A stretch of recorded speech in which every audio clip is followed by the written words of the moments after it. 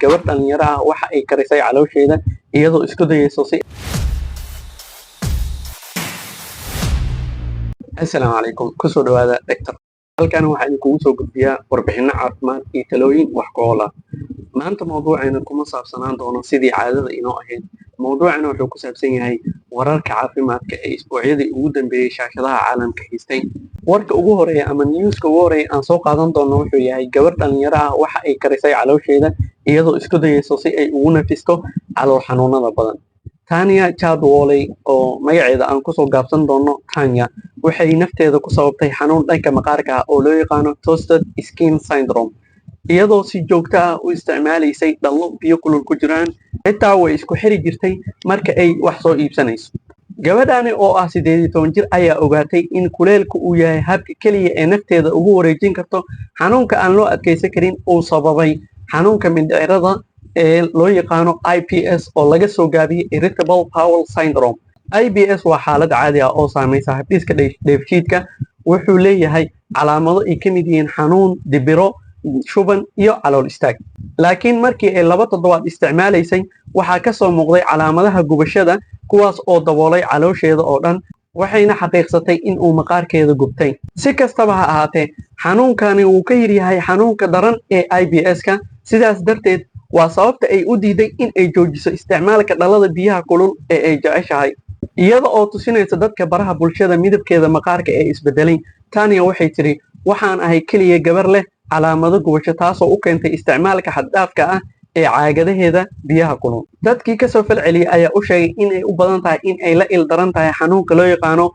toasted skin syndrome oo loo soo gaabiyay TSS sidoo kale loo yaqaano erythema abyignia waxay dhacdaa kadib markii uu soo gaaro maqaarka kuleel xad dhaaf ah waxayna sababtaa midabka oo isbedelo cuncun iyo gubasho toasted skin syndrome waxaa badanaa lagu xaliyaa iyadoo meesha laga saarayo isha kuleelka keentay sidoo kalena waxaa lala xiriiriyaa badanaa kansarada qaarkood Tanya waxaa laga helay xanuunka IBS Janaayo ama January 2023 waxaana ay isbitaalka seexatay ama isbitaalka la dhigay sanadkii 3 jeer xanuunka uu ku hayo awgeed markaasay u leexatay caagad biyo kulul si ay ugu nafisto Tanya ayaa tiri waxay ahayd mid nasteexa ah oo raaxo badan oo iga mashquulisay xanuunkii maalintii oo dhan ayaan isticmaali jiray si joogto ah ayaan u buuxin jiray markasta oo diiranaanta ay kasii dhamaanayso mid kale oo cusub ayaan ku shubi jiray si ay u sii kululaato markii aan suuqa aadayo ama dukaamada aan wax ugu baahdo waxaan haystay koolo aan caloosha ku xirto kadib ayaa anigoo ii xiran tahay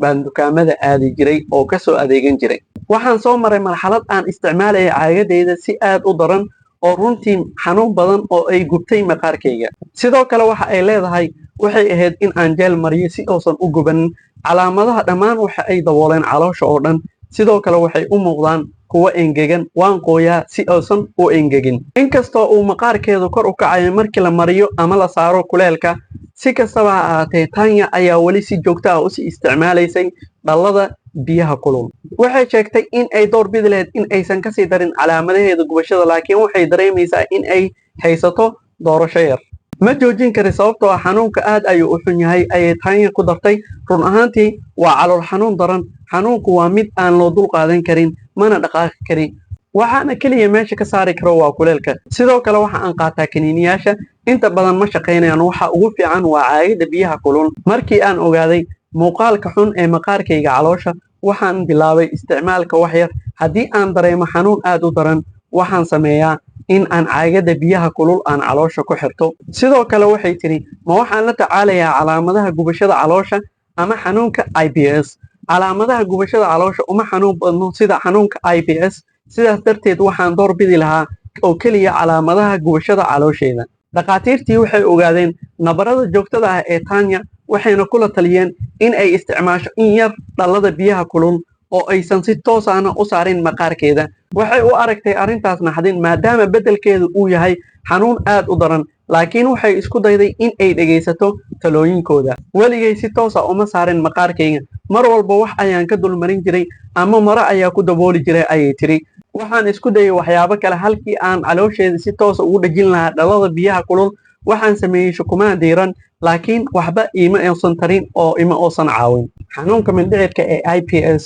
oo loo yaqaano irritable bowel syndrome wuxuu noqon karaa xanuun aad u daran sidoo kale shubanka calool istaagga iyo dibirada waxay keeni karaan calool xanuun aad u daran. Si loo yareeyo calaamadaha waa in aad qaadataa talooyinkan. Qodobka koowaad, helitaanka siyaabo aad ku nasato. Qodobka labaad, samaynta jimicsi badan. Qodobka saddexaad, cunista cuntooyin joogto ah. Qodobka afraad, ku raaxayso cuntadaada oo si tartiib ah u cun, yaad ka boobaysaa. Qodobka shanaad, xadidaadda qaadashada cuntooyinka dufanka leh, basbaaska leh ama warshadaysan. Qodobka lixaad, waa in aadan cunin wax ka badan 3 qaybood oo qudrad cusub ah maalintii. Qodobka toddobaad, waa in aadan cabin wax ka badan 3 koob oo shaah ama kafee ah maalintii. Qodobka sideedaad, cunista boorashka si joogto ah. Qodobka sagaalaad, ka fogaanshaha cuntooyinka ay adag tahay in la dheefshiido sida kaabejka, tufaaxa, digirta, basasha iyo miraha la qalajiyey. Muuqaalkeena halkaas ayuu inoo egyahay. Wararka kale ama waxyaabaha kale oo xiisaha badan leh aan ka tagnayni